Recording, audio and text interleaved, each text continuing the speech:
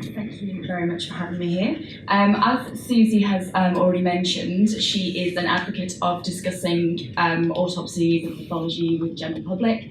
For me, it's slightly different in that now I'm the technical curator of a pathology museum, so I'm advocating interaction with human remains and again, trying to get rid of the sort of secrecy shroud when it comes to things like pathology museums or why specimens have been taken and preserved in the first place.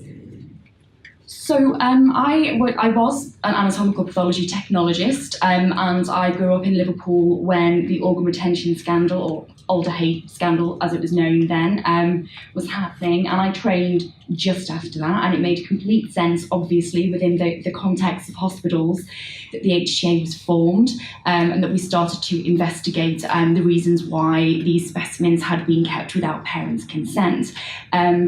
It's better to be called the organ retention scandal rather than the Alder Hey scandal, because it was actually about 210 different sites across the UK that were practicing the exact same thing, and not just Alder Hey in Liverpool. But it gave me a really, really good understanding of how headlines and the media can completely just make a situation just blow completely out of proportion, and how taboos can then be created around things like human remains. So now there is a negative association with human remains. I don't remember there being one so much before I trained as an APT. I remember going to museums, seeing bog bodies, seeing mummified remains. I remember thinking there were already governing sort of bodies like the MEG, the Museum Ethnographers Association, that were looking after human remains in museums. So there really was no need to have the HTA kind of come along and cover public display of human remains. So we have a negative connotation now. We have a lot of things like this in the newspaper, human remains found in attic, man found living with human remains. A lot of people who may live with their deceased family members for days and days after they've passed away because they can't quite let go. Even more sort of weirder ones like the Swedish woman. A woman has sex with human remains in 2012. I should have put a trigger warning up, but we are talking about taboos here and I will be addressing some. And so that's a picture there of the woman from Sweden who was caught on the internet, sort of frolicking around with various bones. Another scandal that many of you will know about is the incineration of POCs, or products of conception, in hospitals. Again, happens in about 20 to 30 hospitals, but normally it's Addenbrooke's that's known for it the most. These are the kind of things that people hear when we hear human remains, or when human remains are in the news. Let me reiterate, these are not good things. I am not in any way saying these are good things. This is just the way human remains are portrayed, usually in various stories. And it hasn't always been the case. So a lot of the research that I do as the technical curator of the Pathology Museum, which is the oldest specimen is 1750 on my master's degree, what I tend to do is research our different cyclical relationships with the idea of death, with our interactions with human remains, whether that's changed through time, whether that's changed geographically, because it does. And one of the earliest sort of examples here is the Kusozu, a meditative set of watercolours which the Buddhists would use in the 13th century, of a courtesan decaying from fresh through to bloat, through to advanced decay, dry remains, becoming a skeleton, to sort of meditate upon their own death and consider the idea that nothing is permanent. So these are things that have been around since many, many, many centuries ago. And the taboo on the dead mentioned in the Bible, I'm not going to read the verses, but many people will be familiar with this idea that the people that work with the dead, and that can include us, as whether we want to call ourselves anatomical pathology technologists, whether you're an embalmer, funeral director. In some countries, such as India, it can be a real taboo to be involved in any way in working on the dead. Other countries, it's seen as something that is a huge privilege. So it just completely depends. There's lots of different ways in which there can be a taboo with death and anything associated with death, through time and geographically. So as I said, I'm talking about these different death taboos, and that's what I tend to do, is I try and break them down, because I think that one of the sort of main, I guess, taglines of what I'm trying to do in my research is, if you talk about something in a different way to how you've talked about it before, you can completely change how you think about it and break down various taboos. So let's think of something like necromancy, or which sounds biblical, but obviously still does happen in some countries in various different forms, such as muti. Necromancers are people who would be considered particularly heinous, people who would want to raise the dead, people who might use pieces of the dead. They would do so to enter into communication with the dead in order to sort of predict the past, or find out what's happened in the past, predict the future, that sort of thing. So if you imagine necromancers, you're going to imagine something that's pretty horrible. And one of the most famous necromancers in the Pharsalia by Lucan was described as fearsome and disgusting, unkempt and haggard, with skin as pale as bone. She was said to inhabit deserted tombs and commune with corpses, a woman so terrible that even the wolves and vultures fled from her. And I couldn't find a picture of Eric, though, so I just had to settle for the best. Yeah. So, okay, why am I talking about necromancy in that case? I'm going to quote a bit of, that's actually what Eric, though, looks like. She's not that dissimilar, to be honest. Margaret Schwartz wrote a book quite recently called Dead Matter, and she says in this book, we must forge a vocabulary and a habit of thought that attune us to communication with the dead. And she goes on to say, the dead have things to teach us, and they have things to say. Their bodies hold secrets of disappearance and flux, and when we banish them, we banish these things with them.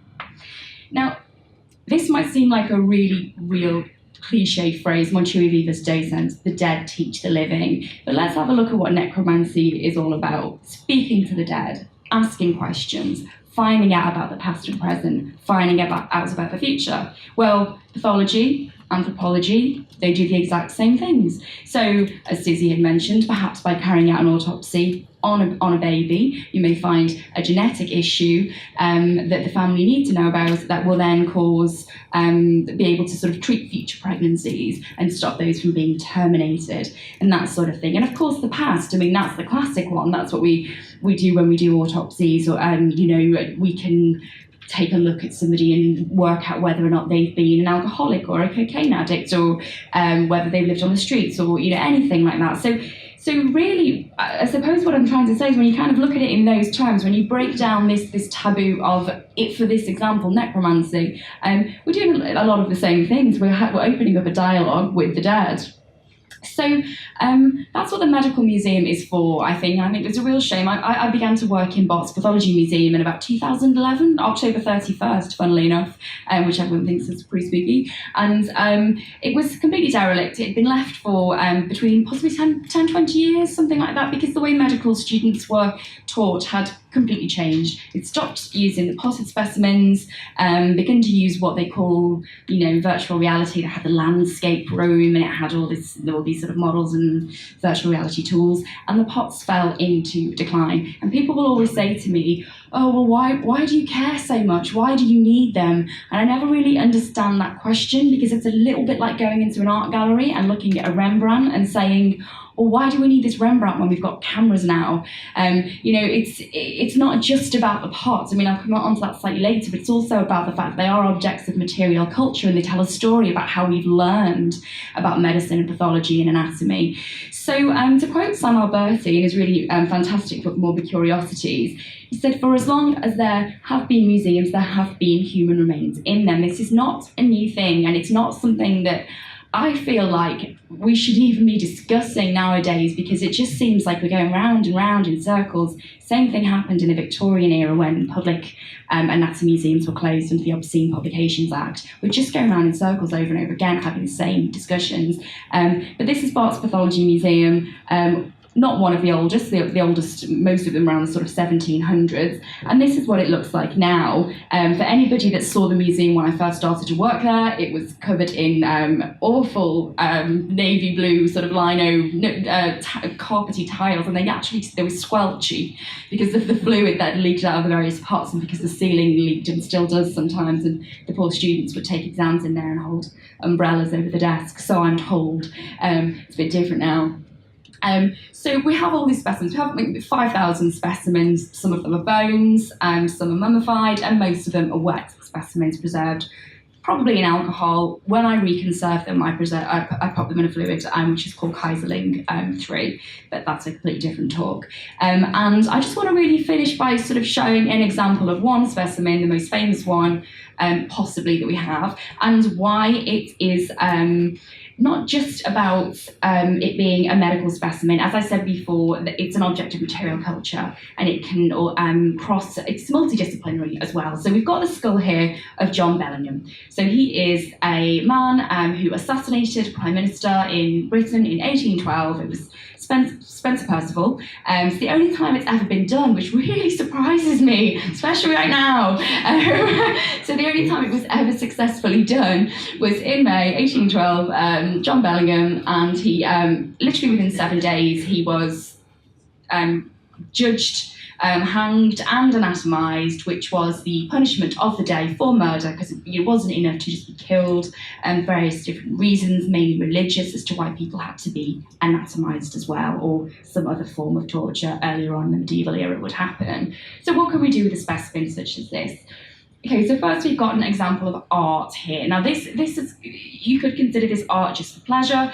I'm talking about art for education. So this is an image that we've had in one of our colouring books that we created, these adult colouring books full of specimens so that people can colour them in and also learn about the specimen at the same time.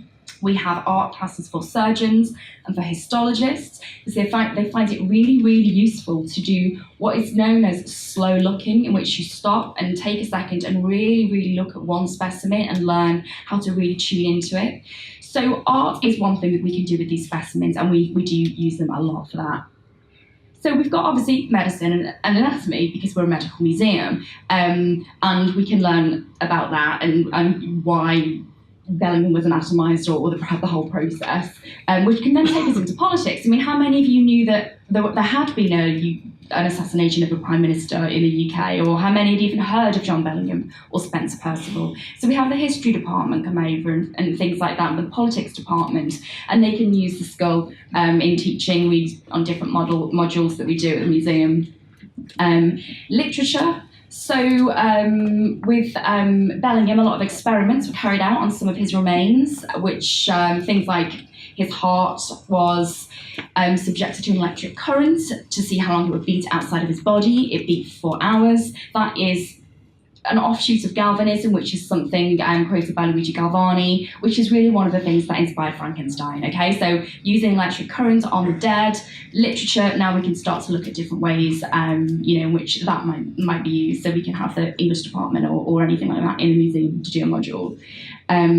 Religion, as I said before, the reason he was dissected after death was religion. It was all to do with the fact that way, come Judgment Day, his body would not be able to go into heaven intact. History of all of these things, I mean, that's just clearly obvious. And then public display, we can talk about the fact of why we still have it, why don't we bury it, who is responsible for it. We can get into a discussion all about that. So, which is what we want to do, we want to open up discussions. So really, I just sort of want to finish off by saying, whether negative or positive, human remains have existed in museums for hundreds and hundreds of years. They can be objects of violence. This is a liver and the knife that was used to stab the liver from our collection, which we loaned to the Wellcome collection during their forensics exhibition. They can be examples of veneration, and of course, things like Tibetan Kapala skulls, relics, particularly Catholic relics, have been around for much, much longer than museums have. But either way, they have a power and a sort of agency that models don't have, virtual reality does not have. These are golden teeth that have been ripped from the mouths of prisoner of war camp victims during the Nazis' reign. That's a pile of human hair. Those are the kinds of things that you look at and will really make you think about the topic, rather than just reading about it in a book. And that is why I feel that the specimens need to be looked after well, and they need to be preserved.